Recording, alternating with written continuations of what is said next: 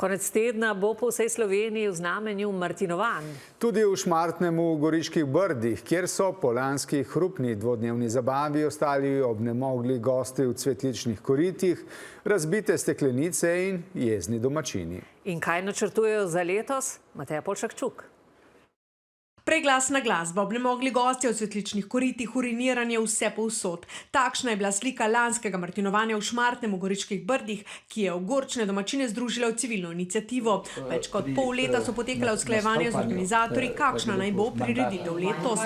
To soboto in nedeljo tako napovedujejo. Glasno glasbo bodo predvsem zamenjali poulični glasbeniki, folklorne skupine. Dajemo resnično velik poudarek temu našemu proizvodu, se pravi vinu, kulturnemu pitju, spoštljivemu pitju vina, vračamo se tradiciji. Pripravljajo še vodene vinske degustacije, someljeji, degustacije oljčnega olja, tekmovanje v pripravi jedi, za katera skrbijo društva žena, blagoslov vina z mašo in pritrkovanjem. Ni še vse tako, kot si želimo in tveganja še vedno obstajajo, ampak iskreno upamo, da bodo organizatorji znali speljati prireditev tako, da bo Šmartnemu in Brdom v ponos in da ne bo prihajalo do kakršnihkoli nevšečnosti. Domačini bodo sodelovali pri izdelavi tradicionalnih tarcentov in martincev, vendar zadržano, poudarjajo, saj se izgubljeno zaupanje gradi počasi.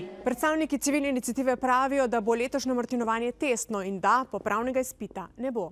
Domači gostinci in turistični delavci pa si kljub vsemu želijo več odprtosti. Smo pač vinska destinacija in martinovanje je zelo pomemben dohodek, tako da jaz mislim, da pač za kakšen dan v letu to ne bi smel biti noben problem. Poseben poudarek bo letos na kulturi pitja vina, pri tej pa bodo zagotovo ključni tudi gostje.